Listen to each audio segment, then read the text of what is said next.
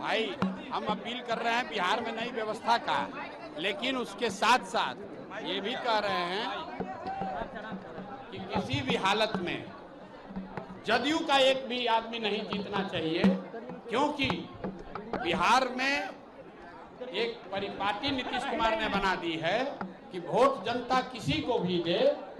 जदयू का अगर 5-10 विधायक भी जीत जाएगा तो कहीं ना कहीं गठजोड़ बनाकर फिर सत्ता में घुसने का कोशिश करेगा। इसलिए मैंने अपील की है कि जदयू का तो खाता ही नहीं खुलना चाहिए, ताकि न वो लालटेन के साथ जल सके, न कमल के फूल पर बैठकर तैर सके।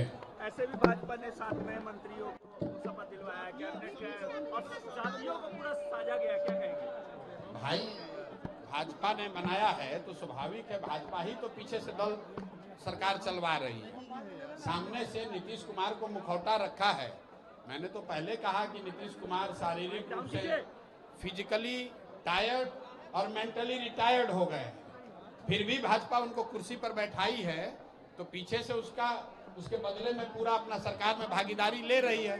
आप बताइए कि अभी जब 6 महीना बाकी है तो 7 नए मंत्रियों को बनाने का क्या फायदा है, क्या मतलब है? उसका 2 ही मतलब है कि कुछ संसाधन लूट का काम और बढ़ाया जाए और जनता को जाते जाते जितना लूट सकते हैं लूट लें, और इस कुछ जातियों को संदेश भेजे कि भाई तुम्हारे जाति के एक नेता को मंत्री बना दिए। भाई आप किसी जाति के मंत्री हैं, क्या आप कह सकते हैं कि बिहार में भूमि सर्वे में जो लूट मचा हुआ है रोक दीजिएगा?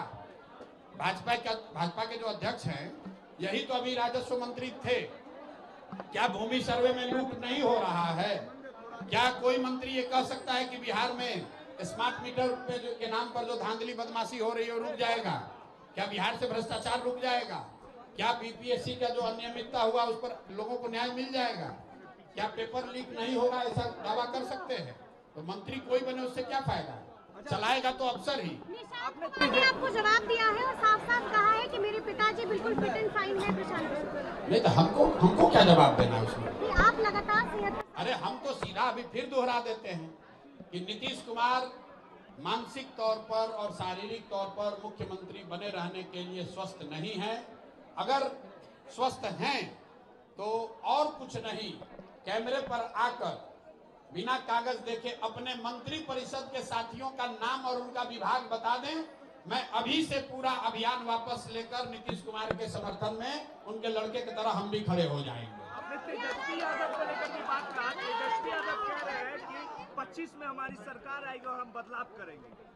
भाई 25 में सरकार आएगी और बदलाव करेंगे तो पहले 15 साल तो वही थे, 2015 से लेके 2017 तक वही उप मुख्यमंत्री थे और अभी अपने चचा के मदद से फिर उप मुख्यमंत्री बने थे। तो बदलाव तो लाए, लेकिन बदलाव अपने आर्थिक स्थिति में आया। इन 17-18 सालों में जब राजद वाले सरकार में रहे तो बदलाव लालू जी के परिवार के आमदनी में आया, उनकी आर्थिक स्थिति में आया, उनसे जुड़े हुए जो ठेकेदार हैं, बदमाश हैं, उनकी जिंदगी सुधरी। बिहार में कोई बदलाव नहीं आया। तो अब बिहार की जनता जान चुकी है और वापस जंगल राज के नेताओं को और उसके पुरोधा की ओर जनता देखने का तो कोई सवाल ही नहीं है। भाई ऐसा है, आसान तो कुछ भी नहीं है, आसान तो इतने कार्यकर्ताओं को जुटाना भी नहीं है।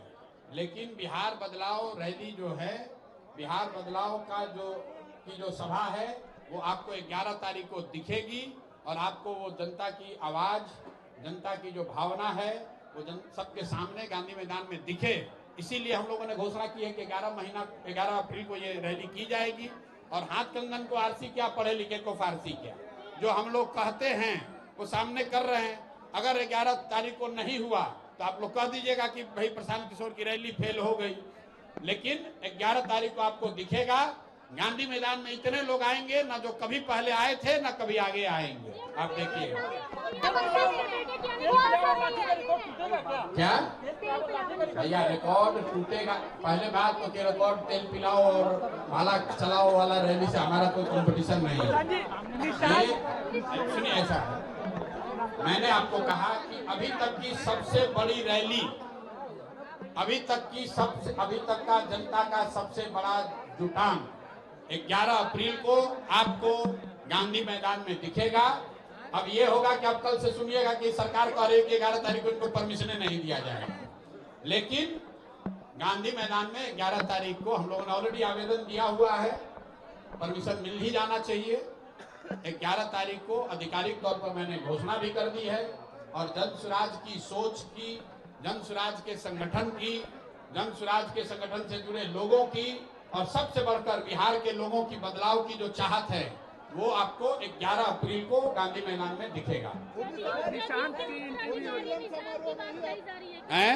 मोदी जी के बेटे की एंट्री हो रही है राजनीति में। भाई देखिए, मैंने पहले भी कहा है, जो व्यक्ति राजनीति में नहीं है, मैं स्वभावतः ऐसे व्यक्ति पर या उनके टिप्पणी पर कोई टीका टिप्पणी नहीं करना चाहता हूं। निशांत जी उनके लड़के हैं, वो राजनीति में नहीं है, इसलिए मैं उनके कथन पर कोई भी टीका टिप्पणी नहीं करूंगा।